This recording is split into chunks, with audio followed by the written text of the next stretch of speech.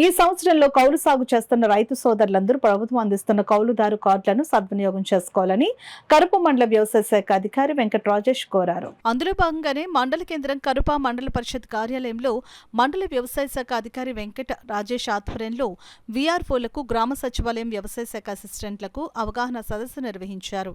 ఈ కార్యక్రమంలో తహసీల్దార్ రామకోటేశ్వరరావు, ఆర్ఐ మాచారావు తదితరులు పాల్గొన్నారు. పూడికలు తీయించడం జరుగుతుంది కాలంలో డ్రైనేజ్ వారి డిపార్ట్మెంట్ వారి సహకారంతో. దాంతోపాటు మనకి ఇప్పుడు కౌలు రైతులు ఎవరైతే ఉన్నారో మండల వ్యాప్తంగా 4,900 మందికి కౌలు రైతులకి కౌలు గుర్తింపు కార్డులు ఇవ్వమని మనకి ప్రభుత్వం వారు ఆదేశాలు జారీ చేసి ఉన్నారు డిపార్ట్మెంట్ వారు. ఆ భాగంలో దానిలో భాగంగా ఎంఆర్ఓ గారు నేను వీఆర్ఓలకి సంబంధించిన ఏఏకి సమీక్షా సమావేశం తీసుకుంటుంది. వాళ్ళకి టార్గెట్ దీంతోపాటు మనకి 26 వీకల్లోనూ మనకి అందుబాటులో ఎరువులు ఉంచడం జరిగింది. మనకి ప్రధానంగా యూరియా, డిఏపి ఇవి కూడా మనకు అందుబాటులో ఉన్నాయండి. సంబంధిత రైతు భరోసా కేంద్రాల్లో మనకి ఈ ఎరువులు అందుబాటులో ఉన్నాయి. అదేవిధంగా ప్రైవేటు షాపుల్లో కూడా మనకి ఎరువులు అందుబాటులో ఉండడం జరిగింది. దాంతోపాటు మనకి మన మండలం వ్యాప్తంగా ఒక పొలం బడి పెట్టమని ప్రభుత్వం ఆదేశించడం జరిగింది. గ్యాప్ పొలం బడిని.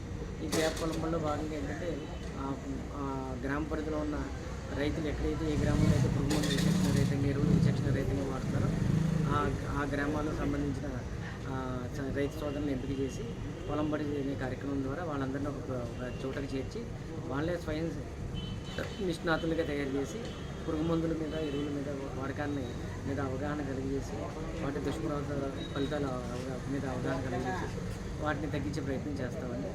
అదేవిధంగా మనకి ఇంకా ప్రభుత్వం వారు వ్యవసాయ యంత్రీకరణ పథకం కింద మనకు జగన్ విడుదల చేయాలి. విడుదల చేసిన అర్హులైన రైతు సోదరులకి ఇవ్వడం జరుగుతుంది. ఇవన్నీ వ్యవసాయ వస్తువున్న సారవతానికి సంబంధించి